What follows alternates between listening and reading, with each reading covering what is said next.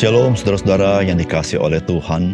Tuhan Yesus mengajar kita bagaimana kita patut berdoa, yaitu datanglah kerajaanmu, jadilah kehendakmu di bumi seperti di surga. Saudara, apakah doa yang seperti ini menandakan bahwa tanpa kita berdoa, Tuhan tidak bisa melakukannya? Saudara, tidak demikian. Saudara, doa yang disampaikan seperti ini, yang dimaksud Tuhan Yesus adalah supaya engkau dan saya memiliki kerinduan yang seperti itu, yaitu kerinduan akan kerajaan Allah dan kehendak Allah dilaksanakan. Bukan pada diri orang lain semata-mata, tetapi di dalam hidup kita sendiri, di mana sebagai orang percaya, kita mengalami kehadiran daripada Roh Kudus.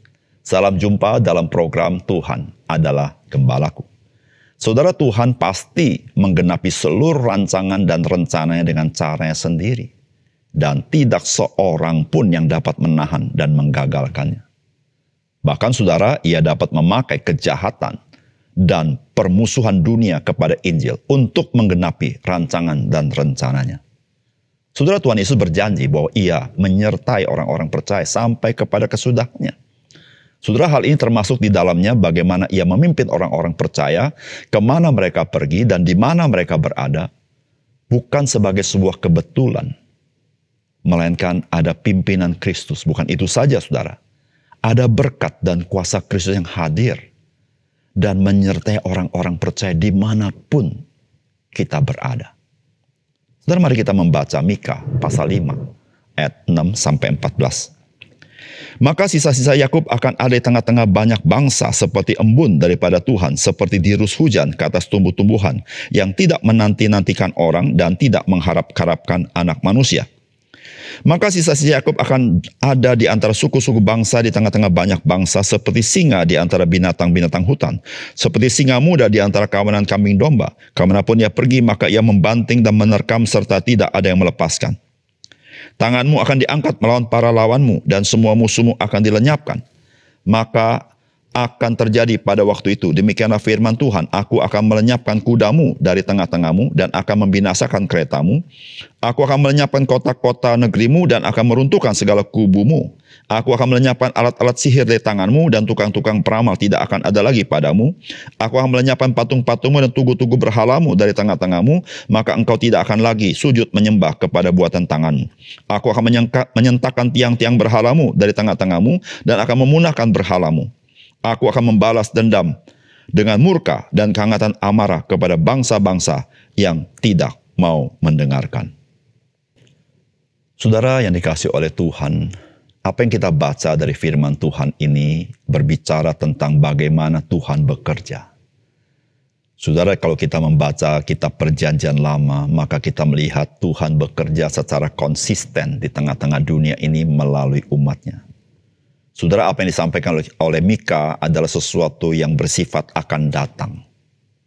Namun saudara, kita yang sudah mengenal Kristus, kita akan memahami apa yang dikatakan Mika. Karena Tuhan Yesus pernah berkata, pergilah, jadikanlah semua bangsa muridku. Dan Tuhan Yesus pernah berkata, kamu akan menerima kuasa kalau Roh Kudus turun ke atas kamu. Saudara, apakah pesan firman Tuhan dari bagian firman Tuhan ini? Yang pertama, saudara, ketersebaran umat Tuhan yang disebut sebagai diaspora ke pelbagai belahan dunia itu merupakan bagian dari rancangan Tuhan untuk menjadi berkat kabar baik untuk bangsa-bangsa. Saudara, firman Tuhan berkata begini, maka sisa-sisa Yakub akan ada di tengah-tengah banyak bangsa seperti embun daripada Tuhan, seperti dirus hujan ke atas tumbuh-tumbuhan yang tidak menanti-nantikan orang dan tidak mengharap-harapkan anak manusia. Saudara, ketika Mika berbicara mengenai sisa-sisa Yakub, maka saudara, Mika berbicara tentang suatu masa di masa akan datang. Saudara, ini bukan hanya berbicara tentang bangsa Israel, tetapi ini berbicara tentang umat Tuhan yang telah dipilih Tuhan di dalam Yesus Kristus. Saudara-saudara yang kasih dalam Tuhan, umat Tuhan yang dipilih di dalam Kristus, dia akan berada di pelbagai belahan dunia. Dia ada di pelbagai suku bangsa. Dia berada di pelbagai tempat. Saudara, itu ada di dalam rancangan Tuhan sebagaimana tertulis di dalam kitab Mika. Saudara, sebetulnya umat Tuhan memang Tuhan mau pakai menjadi berkat bagi bangsa-bangsa lain. Dan Allah sudah mengatakannya kepada Abraham bukan bahwa keturunanmu akan menjadi berkat bagi segala bangsa. Saudara yang kasih dalam Tuhan, itulah rancangan Tuhan. Dan saudara, kita bisa belajar di perjanjian lama bagaimana umat Tuhan jadi berkat dimanapun mereka pergi. Seperti contoh Daniel, seperti contoh Yusuf. Saudara-saudara yang kasih dalam Tuhan, hari ini kita sebagai orang percaya yang adalah umat Tuhan di dalam Yesus Kristus. Saudara, Tuhan menaruh kita bukan kebetulan di tempat kita masing-masing, di negara kita masing-masing, di suku bangsa masing-masing, di profesi kita masing-masing, di keluarga kita masing-masing. Saudara, Tuhan berkata, pergilah, jadikanlah semua bangsa muridku. Saudara, maksud Tuhan adalah kehadiran kita dimanapun kita berada. Kita harus menjadi berkat Tuhan, yaitu berkat kabar baik kepada manusia yang lain. Sehingga dengan demikian, saudara-saudara, hidup kita boleh menjadi berguna di tangan Tuhan. Saudara, di mana ada orang-orang percaya, di situ Tuhan ingin menyampaikan berkat-Nya kepada orang lain. Saudara, jikalau engkau dan saya hari ini belum menjadi berkat di mana kita berada, saudara, mari mulai hari ini, pikirkanlah apa yang engkau hendak lakukan supaya engkau dapat menjadi berkat bagi orang lain. Karena engkau ditempatkan di sana dan saya ditempatkan di sini dengan maksud Tuhan. Dan saudara, ingatlah satu hal. Tuhan Yesus berkata, aku menyertai engkau sampai kepada kesudahannya.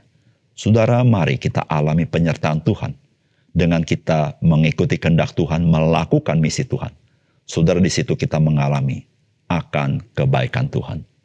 Yang kedua, saudara, orang-orang percaya hadir di tengah-tengah dunia ini dengan kuasa dari Roh Kudus yang melampaui kuasa dunia ini. Saudara, firman Tuhan berkata begini, maka sisa-sisa Yakub akan ada di antara suku-suku bangsa, di tengah-tengah banyak bangsa seperti singa di antara binatang-binatang hutan, seperti singa muda di antara kawanan kambing. Domba, kemanapun ia pergi, maka ia membanting dan menerkam seperti tidak ada yang melepaskan. Tanganmu akan diangkat melawan para lawanmu dan semua musuhmu akan dilenyapkan.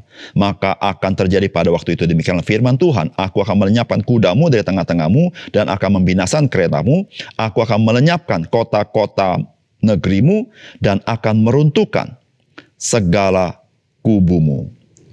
Saudara yang dikasihi oleh Tuhan, sebagaimana bagian firman Tuhan ini memang bukan hanya berbicara kepada bangsa Israel, tetapi ini berbicara kepada suatu yang masa akan datang, yaitu kepada orang-orang percaya di dalam Yesus Kristus. Saudara, di satu sisi, maka orang-orang percaya itu seperti embun yang menjadi berkat. Tapi satu sisi bagian firman Tuhan ini mengatakan bahwa orang-orang percaya itu memiliki kuasa yang sangat besar. Saudara, apa yang digambarkan di dalam kitab Mika ini tentu bukan secara harafiah, di mana orang-orang percaya melakukan kekerasan. Saudara, tidak demikian. Tetapi saudara, ini sebuah gambaran kuasa yang besar yang diberikan oleh Tuhan kepada orang percaya, yaitu kuasa Roh Kudus. Saudara, orang percaya bukan melawan manusia, bukan melawan darah dan daging. Tetapi orang percaya mengalahkan kuasa-kuasa si jahat yang menguasai orang-orang berdosa. Saudara, dengan kuasa Roh Kudus, maka orang percaya menang di dalam peperangan itu. Saudara, Tuhan mengatakan bahwa Dia memusnahkan segala sesuatu, misalnya seperti kereta dan sebagainya. Maksud Tuhan adalah bahwa orang percaya tidak bergantung kepada kekuatan manusia, tidak bergantung kepada kekuatan posisinya, tidak bergantung kekuatan materi. Tapi orang percaya bergantung kepada kuasa daripada Roh Kudus. Saudara, itulah yang rasul-rasul katakan, bukan? Ketika Yohanes dan Petrus berjumpa dengan orang yang lumpuh, maka dia berkata, emas dan perak aku tidak punya, tetapi apa yang aku miliki aku berikan kepadamu. Berdirilah di dalam nama Yesus. Saudara yang kasih dalam Tuhan, itulah kuasa yang Tuhan berikan kepada kita. Saudara, di dalam firman Tuhan dikatakan demikian di dalam 2 Korintus pasal 10 ayat 3-5. Memang kami masih hidup di dunia, tetapi kami tidak berjuang secara duniawi.